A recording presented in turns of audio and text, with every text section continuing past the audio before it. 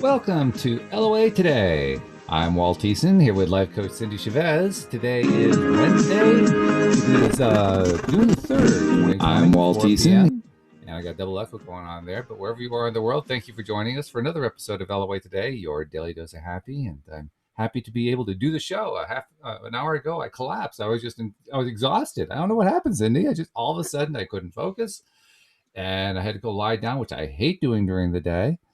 But sometimes you just have to. You got to do what you got to do. So I did, and it worked. It enabled me to get here and do the show. And I missed, turning the volume off there at the beginning. But other than that, I'm doing good. So things are looking up. I don't know. I feel like we talked about this a little bit on one of the shows, but taking a nap is some conscious creators' go-to method for letting go of resistance. And I actually know a couple people that when they're struggling with something or frustrated with something, or they can't figure something out, or something's not happening that they want to be happening, they just say, okay, I'm gonna leave this, I'm gonna go take a nap. And they have story after story of how they've gone and taken a nap and come back, and everything has been unfolded better, or they got the phone call they were waiting for, or something went through that they had been waiting for, or they had the solution to something. And I'm always a little jealous because I'm not a good napper.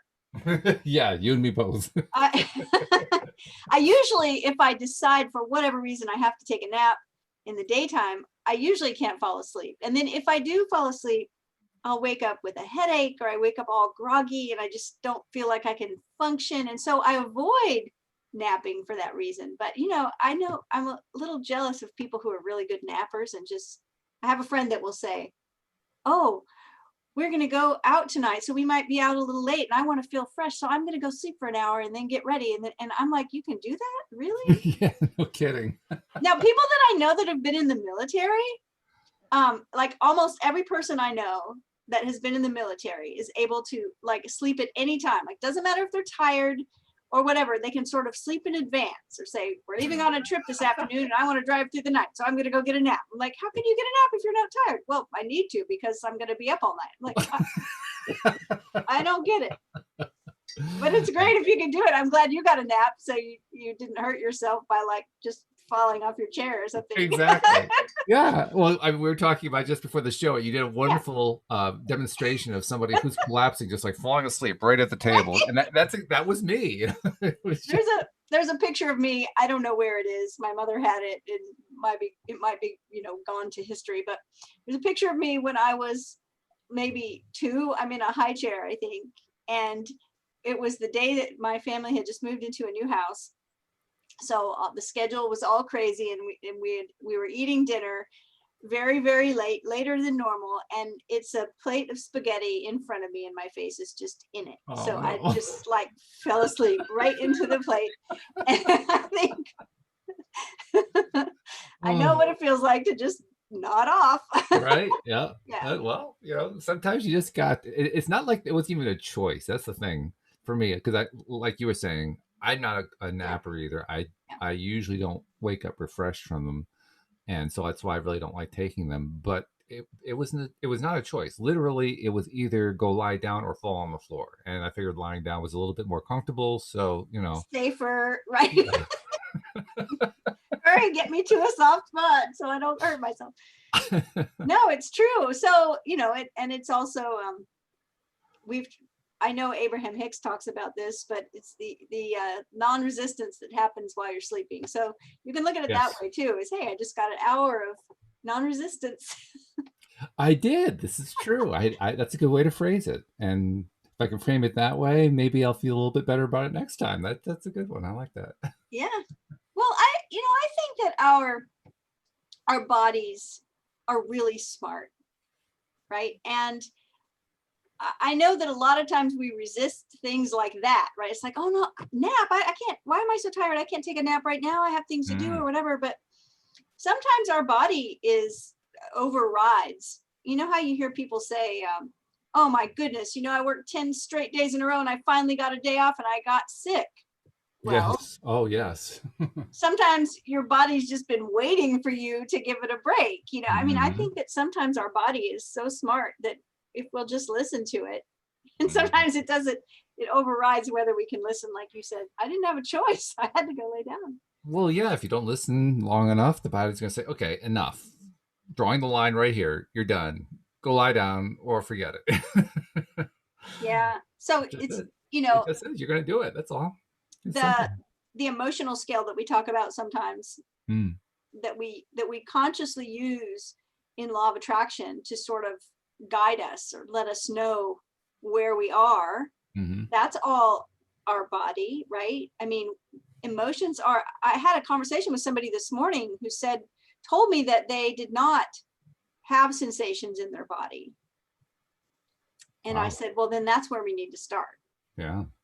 Because when you have an emotion, whether it's one we, call pleasurable and comfortable, or an emotion that's uncomfortable, some people may say a good emotion or a bad emotion. I don't like to categorize them that way, but we should feel it in the body.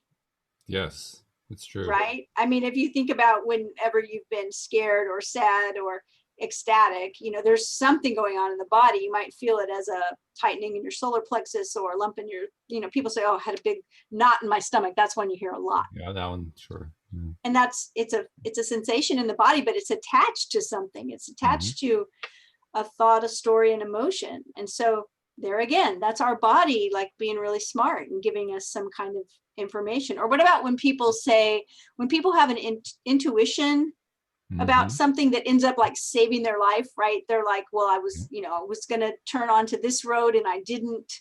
Right. And it's like, well, why didn't you? I just had this, I felt scared. I felt tense. I felt like, like something was telling me no. And so they don't do it. And then they find, then their car breaks down on a main road instead of on a back road or whatever. Right. Yeah, something happens to Yeah. validate it. So I think just listening, and I'm always not the best at it either. I mean, we're all just learning and practicing, but paying attention to what we feel in the body. And I'm sympathetic too on talking with somebody who has an inability to feel what's going on inside, because I actually ended up for a very short period of time. I never really got into being a life coach like you are, but for a short time I tried it. Just to see what would happen. And I ended up with a couple of clients that I worked with. One particular I worked with for a number of weeks, and he was like that. He was in a space where he was a former dentist, orthodontist, I think he was. He was a former orthodontist who'd been forced into retirement because of undescribed, unstated emotional issues that were basically preventing him from enjoying life. And wow. he had therapists, he had a psychiatrist, all this kind of stuff, and he had a life coach in for a short time to see if that would help him. And we made a little progress, but it was disconcerting because, I'd ask him, well, so how you doing today? Oh, I don't know. Okay, well, how the last 2 days been? Oh, I don't know. Well, Yeah. has there been anything that felt happy lately? Well, no, not really. Well, has there been anything that's felt sad? No, not really. I kind of said to myself, well, first of all, this is a clue that life coaching isn't for me. Second of all, I said, I don't know how to help this poor guy if he can't even tell me what he's feeling. Yeah. And, the thing is that sometimes that happens for people because whether it's conscious or unconscious, it's always some kind of attempt to protect ourselves from something we don't want to feel. But sometimes when we start numbing out, and that's kind of a really broad phrase, because sometimes people numb out things they don't want to feel by drinking alcohol, using drugs. Some people do it with meditation. Some people just do it by ignoring it, like they just refuse to process it or feel it. And the unfortunate thing is when we start numbing feelings out and emotions out, regardless of how we're doing that, right, whether we're shoving them down, denying them, ignoring them, or drinking them away, we can't pick and choose. So normally we do that because we're feeling something we don't want to feel. Yeah. We don't want to feel frustrated or angry or sad, and so we stop listening to that. But when we numb out emotions, period. We just numb them all out, and bodily sensations as well. Yeah. So here's a cool, if people that are listening can try this, you can try this. I don't know how much time it takes, but it's a cool meditation which we won't do now, but it's the beginning of the meditation. So here's how the meditation would work is bring your attention to your right hand. Right. And just focus your attention on your right hand until you can feel something. And you just stay there. You just keep doing it. And, you know, some people might feel something in 5 seconds. And as I'm talking, I'm trying to keep my attention on my right hand. Now, it might feel like electricity. It might feel like buzzing. It might feel like heat. It might feel like pain. It might feel like, but a physical feeling. Mm-hmm. And you do that until you can feel it. And what's so interesting is that energy, because that's what it is, right? You're feeling energy. Sure. This is what blows my mind. And I've been doing this meditation for a decade or more. What always blows my mind is I tell myself, you know, wow, I'm really feeling this energy in my hand right now. It's like, it's always there, right? Sure. That energy is always there. We just don't notice it. Why? Well, because it would be really distracting if all day long we were feeling a throbbing or a buzzing in our hand. So we don't feel it. And it's a good thing we don't feel it. But that's how emotions can get when we push them away. That's true. Yeah. And unfortunately, because when I was saying that, as soon as you mentioned right hand, I immediately looked at my right hand, and as soon as I did, I immediately felt like this wave of heat over the back of my hand. I mean, it's really quick. Okay, so that was quick. Yeah. So if you want to do the whole meditation, you know, for later, what you do is you start with your right hand. And then you bring as soon as you feel it, which, you know, it might take you, it took you 30 seconds or 5 seconds, or it might take you a minute or so or longer. But as soon as you feel it, then you put your focus on your left hand. And you wait. As soon as you say that, I'm feeling my left hand. It's crazy. Then you feel them both at once, and then you can feel both hands at once and your wrists and your arms, you know, and you move through the whole body until you can feel sensation in the whole body. And it's really amazing. Yeah. It is. And it's again, we talk about this a lot, right? Control of our thoughts, awareness, like when you're first learning about law of attraction and you freak out because someone says to you, do you know you have 60,000 thoughts a day? And you're like, oh no, how am I going to manage it all? So, but it's just that awareness, and it keeps your mind, like any other meditation, you know, your mind can wander and you bring it back, but wander, not wonder, or maybe both. You bring it back, but it's one of those things that I think helps. It helps with recognizing sensation in the body. And, you know, besides illness or things like that, which even with that, there's always feelings that we can tap into that give us big information about ourselves, right? That we can use consciously to shift things, change things, have a different experience. So I think it's important. I agree. It makes total sense that it is important, and it's a way of kind of validating for myself or for ourselves that, first of all, we are connected. We do feel, we do experience, we can infer things. That was a big thing for me for the longest time. I don't know what it feels like to get an internal message. Well, actually, it turns out I do know. I just didn't realize what it was that I was getting, you know. But, you know, when you can get to the point, and I think for me, this has happened largely from doing this podcast, you know, just daily having a thing to do to get to that daily dose of happy that I'm trying to share with everybody else. But it's also affected me so that now when you say, feel something in your right hand, boom, I feel something on my right hand. Boom, I feel something on my left hand. Boom, I'm feeling it throughout my body. There's not any effort going on here at all. It's just, awesome. It's right there. Yeah. You know? And when you're developing that kind of response, instant response, I think what that really is doing is saying you are now connecting to everything that you're experiencing. You're feeling all of it, and you're feeling it quickly.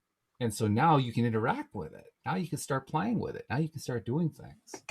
Right. And identifying it, right? Like, sure. Yeah.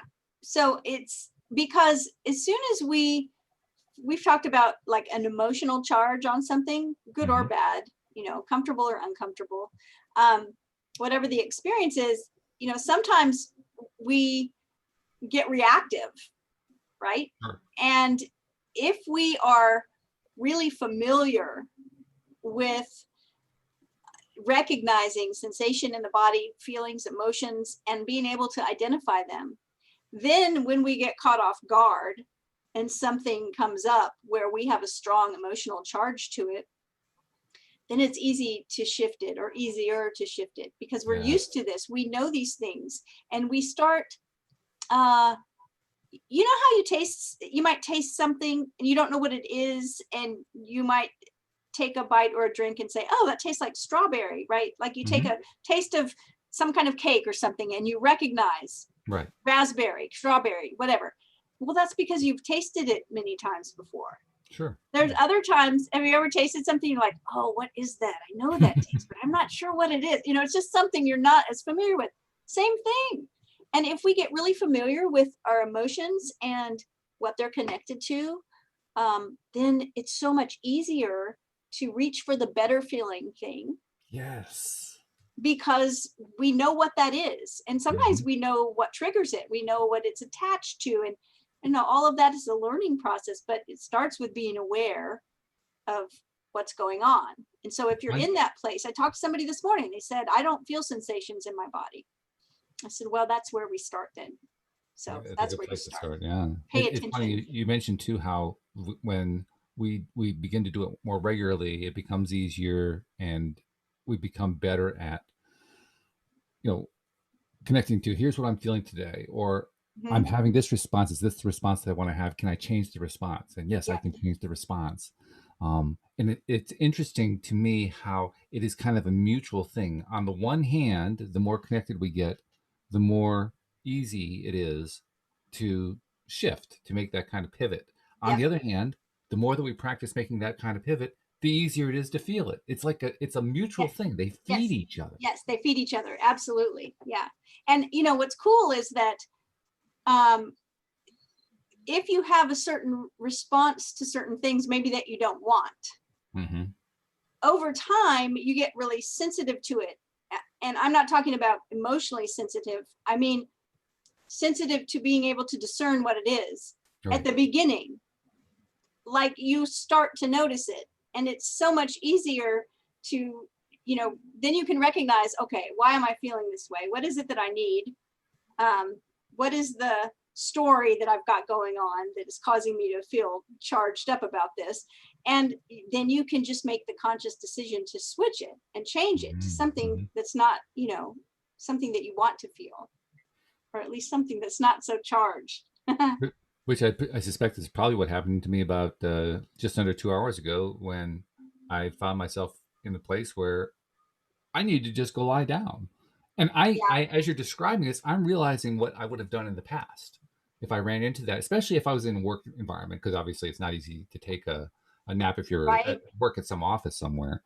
What I would tend to do is I'd get angry. Like, I can't do this now. I'm at work. I have things I have to do. And so I'd start getting pissy. And God help anybody who came up to talk to me at that point. Yeah, you've heard the expression when people use the word hangry. It means they're hungry, and that because of that, they're getting really crappy at everybody. Right. Yes. that would be a good way of describing it. Yes. Yeah. And that's precisely what could have happened. So there's another benefit. I mean, I wasn't crazy about taking a nap today, but I'm pretty sure that the fact that I have been working on being in touch with what I'm feeling for so long now, it's not like I needed, a 2x4 to the side of the head. It was pretty clear to me. I had to go lie down. I didn't have to think twice about it.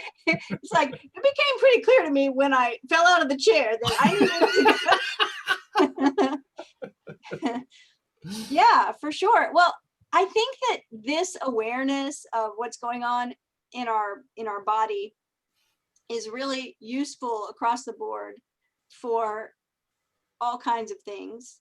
And I know we were talking about, before the show, we were just talking about everything that's been going on. You were saying yesterday that you and Alex did a how to make a better vibe kind of show, right?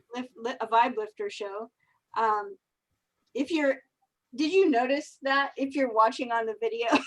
Oh, gorgeous flowers you got back there. Oh, well, there's this bouquet of flowers on my desk that it's been on the dining room table, and I said to my husband, I have to take these lilies in to be on the show today with me because they're so beautiful. But it's really funny because my office is small, and when I carried them in here, I realized it's like a bouquet that belongs like in a hotel, reception area or something. It's ginormous and it's so big, but they're so beautiful. And that's one of the things, like, I know that having fresh flowers around is a vibe lifter for me, right? Yeah. So little things like that. Sure.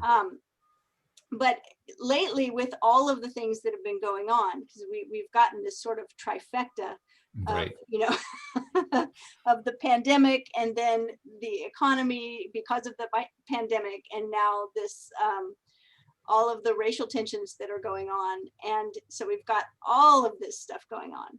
And all at the same time. Somebody told me yesterday that they felt like they were sleepwalking to some degree, not literally, but that they were going about their day and doing certain things. And then, like, after the fact, looking back and connecting like emotional drivers to whatever it was that they did, but that they were just sort of like not even conscious of it completely in the moment.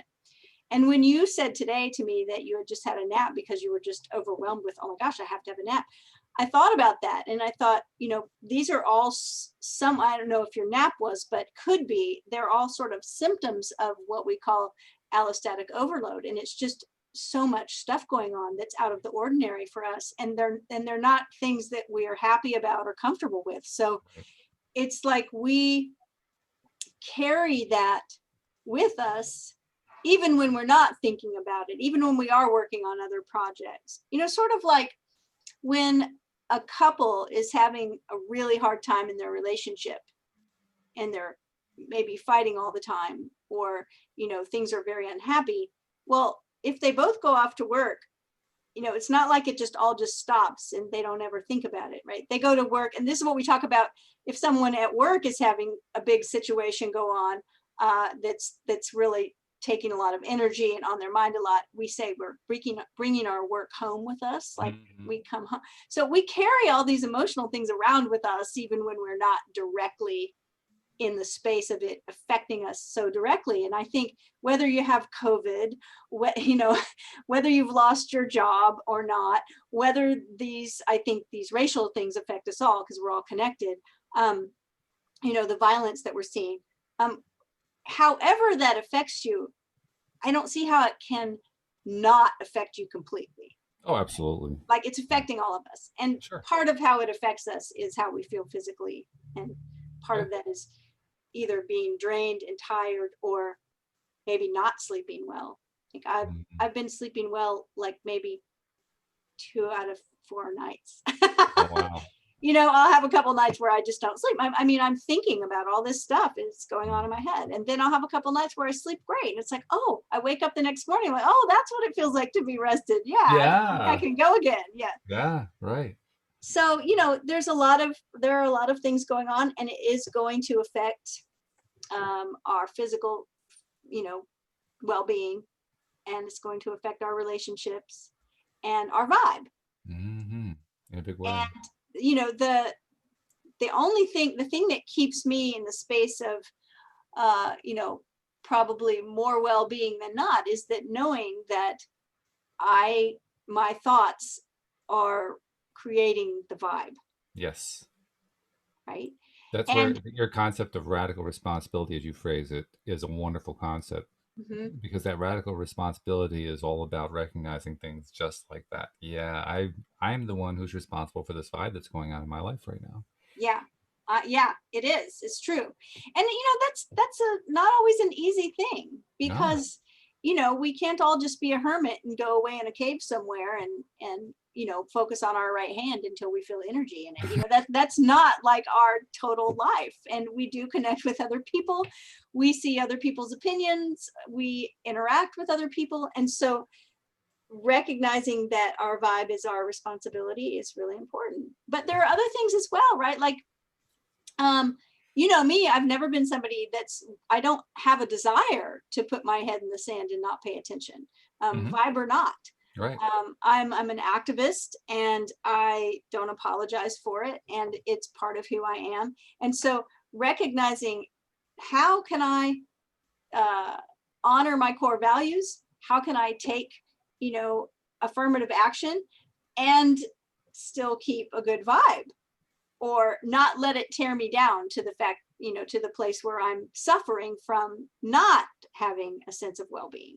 Yes, It's a exactly. balance. It's a balance. Now I recognize some people, especially some people in the LOA community, don't look at anything that doesn't feel good. They're just not going to look at it.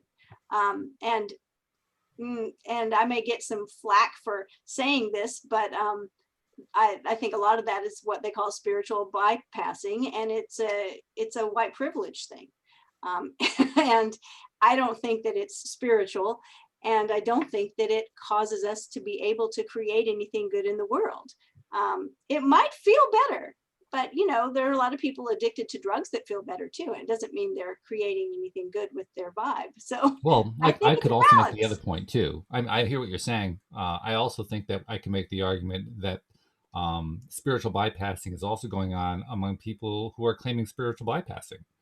And I'll say that because, yes, I think that there is a certain avoidance that goes on, but sometimes you need to avoid. I mean, I needed to avoid trying to stay up earlier. If I had not tried Yeah. to do that, I would not have been in a good place. I Well, this, had to go lie down. It and was what not, you're talking about is called self-care, right? It's yeah. like, even people, like, I think about my sister and my brother-in-law, who are both trauma nurses. So they are both on the front lines of the COVID pandemic. Well, you can only work so much and then you collapse. So Mhm. it's very important that they take good care of themselves when they're not at work. Well, when they Mhm. are at work too, right? Wearing protection and all that. But it's that whole idea on the airplane. Please put the oxygen mask on yourself Yes. first before you try to put it on your kid. Right. Yeah. So a lot of it is self-care. Yes, absolutely. We cannot look at this stuff 24/7. No. And we can't be even if you're an activist, you can't be taking action 24/7. You have to take care of yourself. Absolutely. And part of that is turning it off, getting away, doing whatever you're going to do. But when you're doing that 100% of the time, then, I saw a wonderful message from Bruce Schneider, who is the founder and president of the coaching school that I went to. I chose this coaching school because their message is completely aligned with law of attraction, right? Like, when I decided to become a coach in 2007, I found the top 3 coaching schools in the world. And then I found out who their founders were. And then I ordered every book their founders had written, because I was teaching law of attraction. And I did not want to go to a coaching school where whatever they, were teaching wasn't lining up with my practice. Sure. Yeah. And so the message that he put out was, it's not our job to make people feel comfortable right now. Like, as a matter of fact, with everything going on, if that doesn't make you feel uncomfortable, then you're probably not aligned with the capital T truth within you. It's within you that you have the truth. And when we see what's happening, it feels uncomfortable. What do I say all the time? You've heard me say it 100 times. Welcome to Earth. Yeah. Yeah. I think what I was trying to address though is I think it's a false belief that people who are, I think you're describing it in the way that it often gets described, and it's a little bit extreme, that they're always trying to look at only the positive, only the positive, and they're not allowing any negative in. And I actually don't think that such a person really does exist, because I think we all let negative in at one point or another. But the description of that person is often made, not always, is often made by somebody, and I'm seeing this a lot, particularly in the last few days with the racial tensions. It's made by somebody who's saying, in essence, if you aren't feeling the anger I'm feeling, then you are not feeling correctly. Oh yeah, no, that's not what I'm saying at all. I hope it doesn't come across that way. But that's who's usually making the claim of being socially disconnected, of being emotionally disconnected. That's the person that I'm seeing most often who's making that claim, and I'm thinking to myself, my God, you're a lot less connected than I am right now, because all you can see is everybody's got to be angry. That's missing out on an entire range of emotions right there. Yeah, no, anger is absolutely valid. It's important. Sure. It tells us a lot of information that we need, and Sure. it can be channeled in a very productive way. So it's the inappropriate display of emotions that we don't want, of Yes. course. And anger is the one that's really easy to describe, right? It's like, can I be angry at someone? Of course. Should I shoot them? No. No. Right? So anger is okay. It's whatever it create. We want to channel it in a productive way. Right. What I'm talking about is the shaming of any emotion that's not a happy emotion.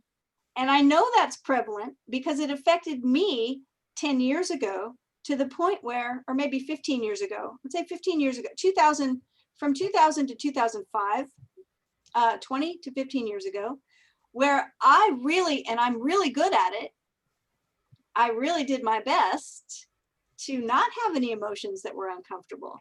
Have a smile on my face all the time. What did people say about me? Oh, she's always so happy and uplifting. Yeah, I was. But I also wasn't expressing a lot of things that were going on within me. Because why? Because, well, they didn't fit the law of attraction profile, right? I don't want to be vibing, right? I don't want to be vibing in a bad way and attract some bad things. And that's, I was really missing it. I was missing the mark, so to speak. And what I didn't understand was that it's okay to feel all those things. They're all valid. It's necessary to feel everything. Yes, thank you. I mean, if we're leaving out any part of the range, we're cutting ourselves off. That's the point. What's interesting is that, you said you were talking about, and we wouldn't think about this as an emotional thing. Like you were like, oh, I was so tired. Like all of a sudden I was nodding off, like I had to take a nap, but think about how often tired, and I'm not saying this was about you today. I'm actually speaking from my own experience in the last 48 hours. I had a very emotional conversation with someone, and after it was over, I said, I'm tired. That was my emotion that I felt. It was like, I wasn't angry. I wasn't angry. I wasn't frustrated. Well, maybe a little frustrated. but I just said that was what came out. I was like, I'm tired. This just wore me out, right? It was draining. And so when my kids were younger, they went to summer camp as counselors. So when they were like high school seniors, college freshmen, they were counselors. And one of the things they learned in their training about counseling is that the little kids would often say they had a stomach ache.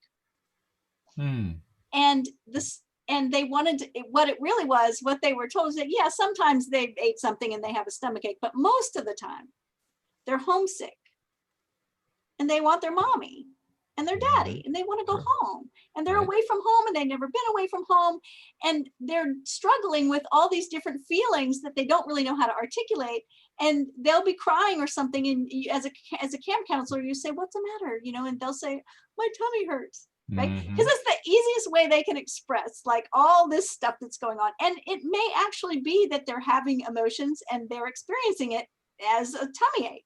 Quite probable, yeah. So that same thing translates to adults, but adults, and sometimes we as adults get a tummy ache and over an emotional thing. But a lot of times adults just say, I'm tired. And I realized that myself last night. I was like, yep, that's what I just did. I just said, what's wrong, Cindie? I'm tired.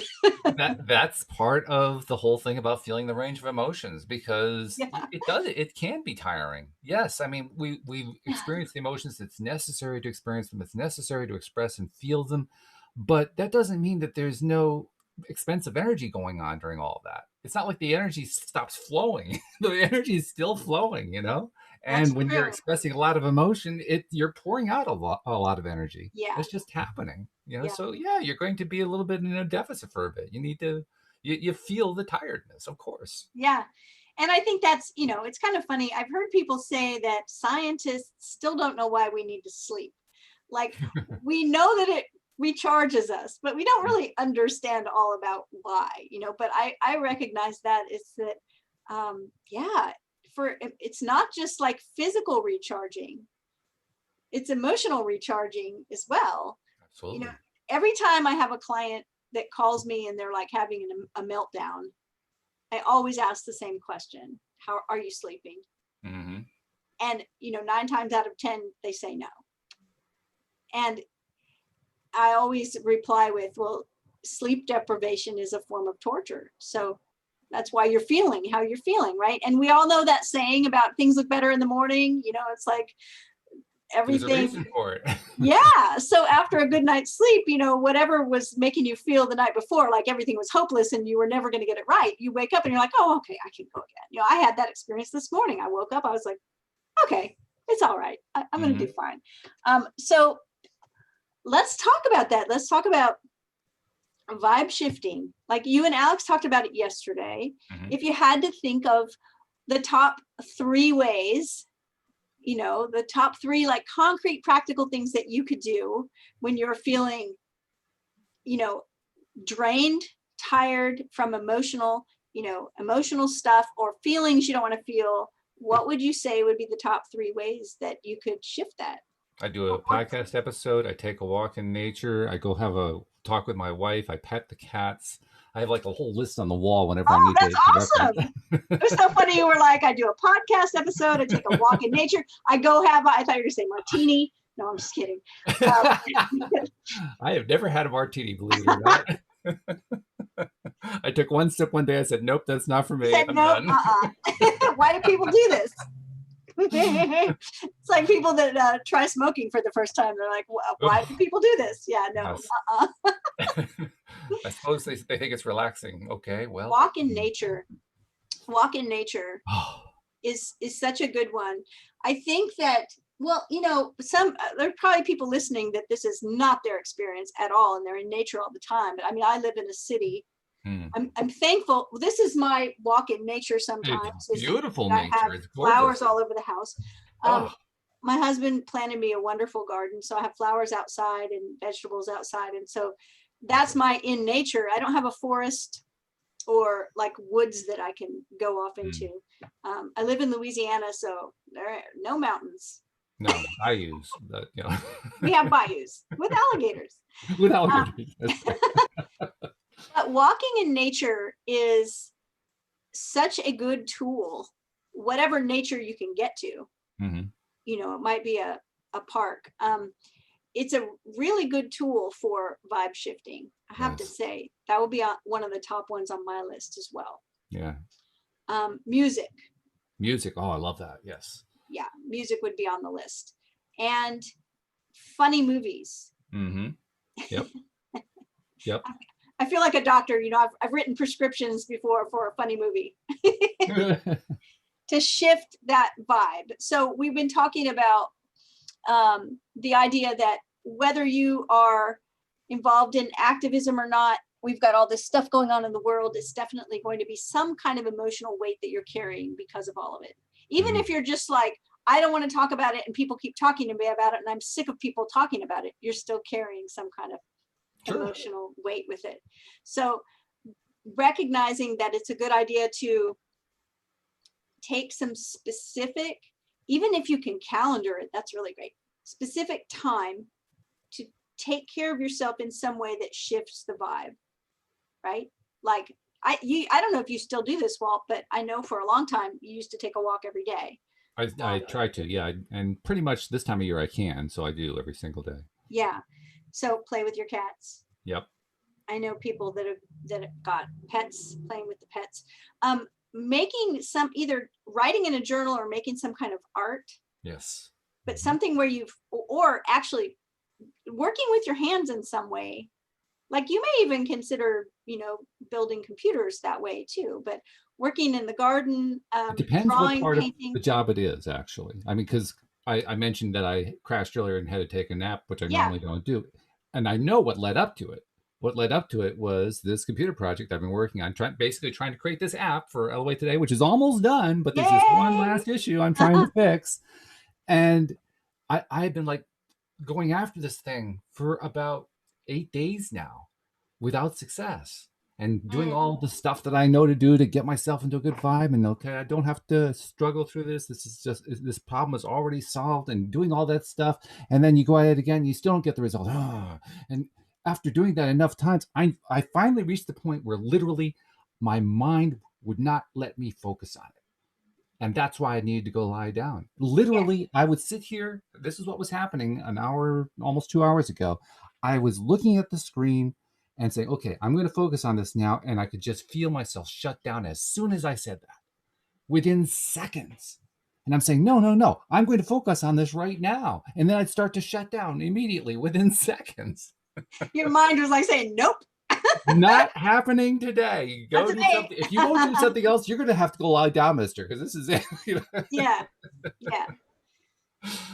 So right. So, you did what you had to do to take care of that. Yes. So I noticed that, I don't know if who this applies to. I think it applies to many of us, because of all the things that we have going on that are causing a lot of division. A lot of people are experiencing divisions in their relationships, not just with, I don't mean just intimate relationships, but family relationships. Absolutely. Friend relationships. People that are making statements that other family members are just like, I'm done. Like, I can't do this. Why? Well, part of it is because some of the things that are going on are directly, attached to our core values. Right? So yes. Core values, if you know what your core values are, and you honor them, you'll have a much better vibe and happier life most of the time. I give you an example. It has nothing to do with politics or any of the stuff going on. It's just my core values. One of my core values is around beauty. And so I always say I could not work in one of those cubes. Yeah. Like I know people that work in an office. Well, you probably have a bouquet of lilies behind you like you do right now. Well, I know people that have worked in certain situations in a cube where they're not allowed to have any decorations. They can't have flowers, can't have pictures. It's like, no, everyone's cube has to be the same, plain white. I actually coached somebody one time, and it was really funny because they were struggling with some things. And at the end of coaching, what we recognized, this was my remedy. My remedy for them was to decorate their cube, to go buy some, and it changed their whole experience of where they were. And it didn't seem like it would be something that would be attached to the problem at hand, but everything affects everything, right? It does, sure. So I know that my core value is honored when I have beautiful things around me. Right. Or when I can create something beautiful like art. So when you know what your core values are, another one of mine is integrity.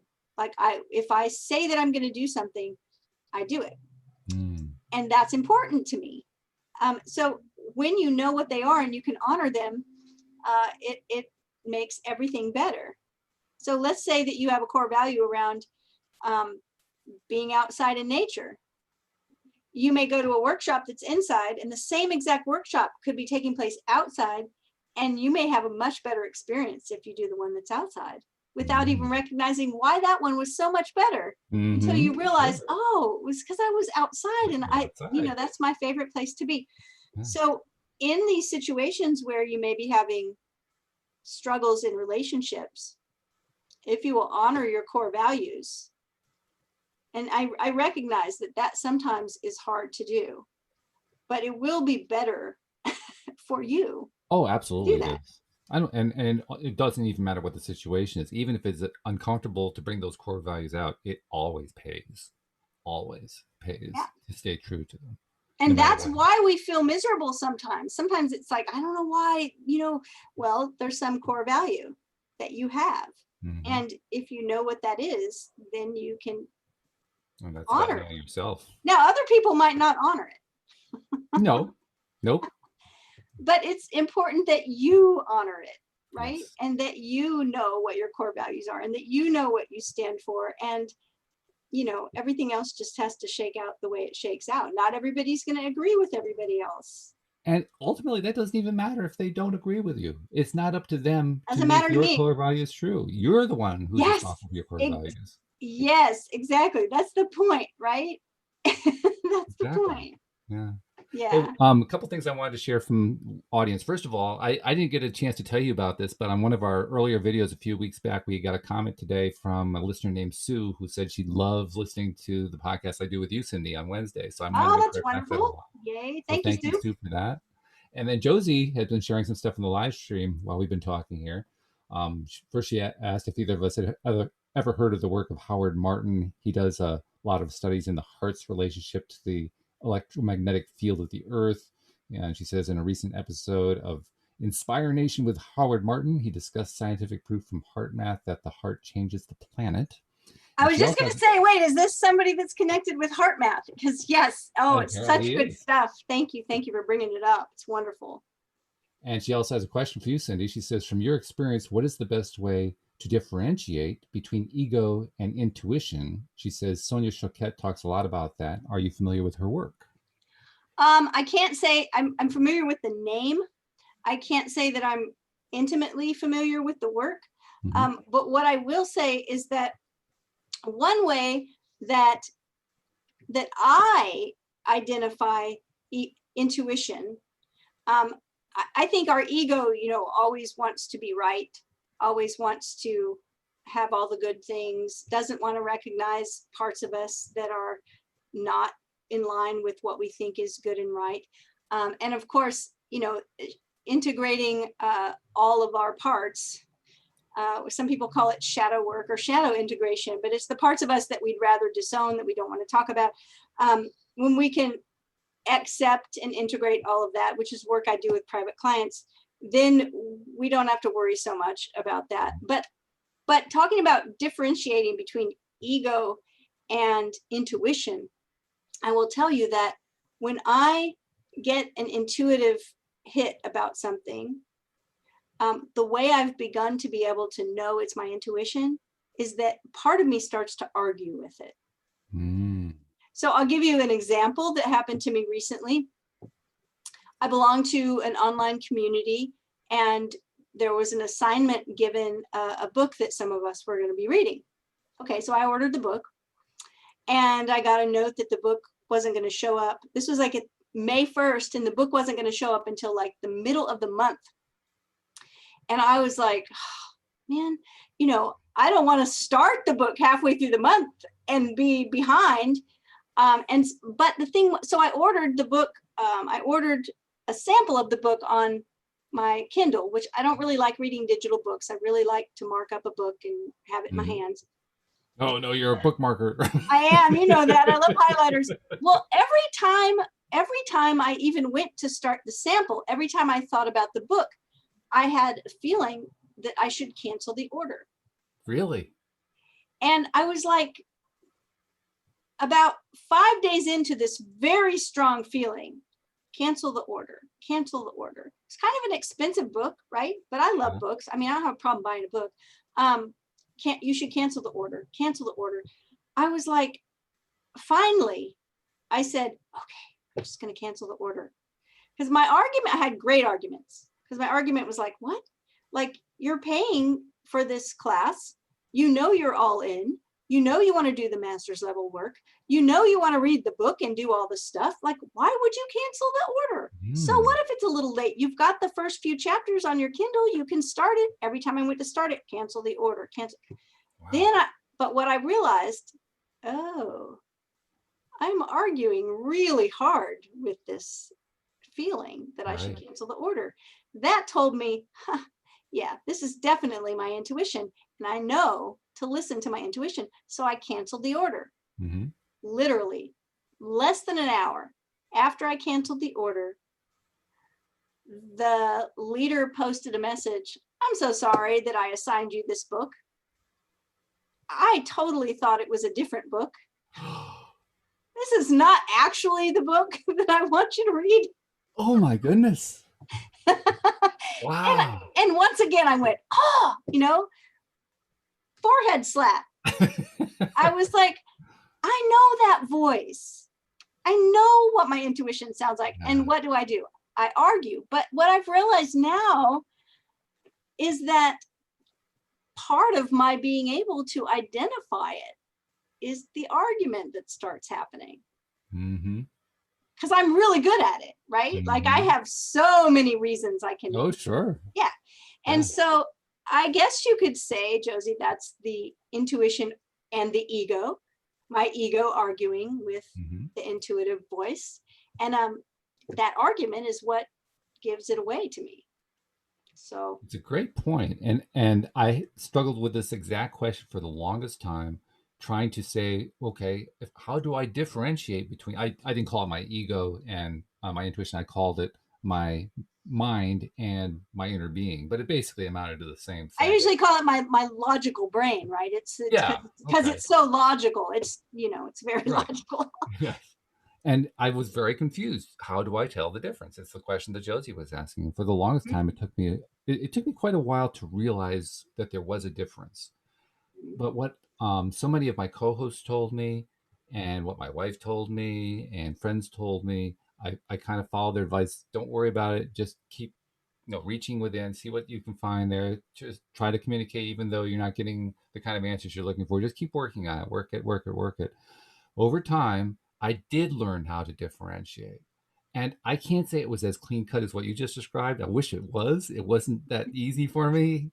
It was more along the lines of I could tell over time which answer was playing out truest. I could tell that there were two voices, and one voice played out true, and the other voice missed the mark, to use the phrase you were using a moment ago. Yeah. And over time, I realized, oh, the miss the mark, that's the logical mind part. The one that hits true, that's the intuitive part. Now I know what the difference is. And you know what's funny? I'm so glad, Josie, you asked this question, because I hadn't thought about this before. I hadn't thought about it really in terms of ego.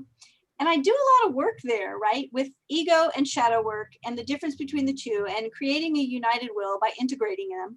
But what I hadn't thought about is, this makes so much sense now, is that, you know, the question, as you were talking about, while I was asking myself, why do we argue, right? Well, and I thought, usually we think of logical arguments about something because that primitive part of our brain hates change, and we want everything to stay the same because we feel safe in, you know, in our comfort zone, we call it, which is usually not comfortable, but right. So we argue. And the reason why the same thing happens with intuition and, like you said, ego, is what we talked about a minute ago, that our ego always wants to be right. And our ego wants to be, you know, everything to be good and perfect and right and, you know, aligned and all of that. And so it starts to argue against whatever the intuition's bringing up, because it's a change. The intuition's like, do this. Good point. And the ego's like, no, don't do that. Nope, everything's fine the way it is. Still that like primitive brain. Nope, we're all good here. You don't need to make any sudden moves. So yeah, that's how I know. I know because boy, oh boy, can I ever argue it to death. And it could take practice. That's the one thing I've learned more than anything else. It takes practice learning to trust that intuitive voice. I started teaching classes on this in 2002. So practice. Yeah. I'm still Yes, practicing. right. Look, I had that argument last week. I told a story. We did a book a couple years ago, rather, sort of a joint book. You were in it, and other people were in it, where we shared always manifestation stories. And one of the stories that I shared in that one, I was sharing with Louie, because Louie does the Monday show with me, and we were, as so often happens after the show, I end up in a lot of conversations with co-hosts, and we were doing a conversation on Monday, and he was telling me a story about something that happened with him, and it reminded me of one of the stories I told in that book. It was a story of how I won a poker tournament by completely tapping into the intuition. And it was an experiment, because that was still at the point where I was trying to differentiate. But I did. Yeah, I did it. I pulled it off. Yeah, I remember. But I was still trying to learn to make that connection and to trust. And I'm still learning it, but I was really in a place there where I didn't trust very much at all. I said, okay, well, this is a good opportunity. I'm playing in a tournament right now, and I'm way behind anyway. Let's just see if I can do it. We're going to use this as a test case. If I lose, no big deal. I was near the end anyway, so we'll just give it a shot. So I'm just going to go with whatever is going on inside me. I'm going to ignore everything I know about how to play poker, which is not easy, by the way. Knocking that stuff out is not easy, but somehow that day I was in a space. Oh yeah. Yeah, that program is just strong. Well, somehow I was going to just stay in that space. So I did. And every time I got a hand, I wasn't even looking at the hand. I just said to myself, I just want to double my pot. I want to double my stake. I want to double how many chips I've got. That's it. That's all I'm interested in. And I'll feel really, really good when that happens. And then a hand would come up and I wouldn't even look at the hand. I'd say, which is it? Do I play this or do I fold it? Okay, I fold it. And I look at the hand and I'd say, yeah, I guess I would have folded that one. Okay, so I fold that one. Play the next hand. Same thing all over again. I just kept doing the same thing. And it kept working. I kept doubling. I kept doubling. I kept doubling and gaining ground in this tournament that I was way, way behind in at the beginning. And it finally got to the point where there were about 10 players left out of a tournament that had originally been a few hundred people. So we're down to the last finalists here, almost down to the last table, which is usually a table of 9. And I got a hand. I don't remember exactly what the hand was. I think it was a 10 and 4 of diamonds. So it's 2 diamonds, but it's a really weak starting hand, what they call the pocket. Everybody gets a 2-card pocket. And there was another player who was coming in with some really strong, what they call pre-flop betting. In other words, you bet before you get to see the community cards. And he was betting really strong, and that usually means a very, very strong hand. It can mean a bluff, but usually it means a very strong hand. And I look at this 10-4, and my first inclination is you fold that hand. I mean, if you're a smart poker player, you don't play a 10-4 of diamonds at the end of a game where all of a sudden everything is big stakes. You throw that one out. But my heart was saying, no, play the hand, play the hand. I said, well, this is an experiment. It doesn't matter what happens with this. This is a whole experiment to see what happens if I can play an entire tournament just going with the intuition. So I said, okay, I call. And it flopped 2 more 10s on the board. I flopped 3 of a kind 10s. And I thought to myself, holy crap, the guy I'm playing against comes in with this huge bet. I said, oh, this guy's got a big hand and he doesn't know what I've got. I've got him beaten. I'm sure I've got him beaten. There's no way he's got anything better than me at this point. And so I raised him all in. He called with 2 pocket aces. I cleaned him out. That vaulted me into first place in the tournament, and I never relinquished first place, and I won the tournament. I won the tournament just by tapping into the intuition. Now, have I been able to do that consistently since then? No, I haven't. But for that day, for that moment in time, I was able to stay true to what was going on inside, and boy, did it pay off.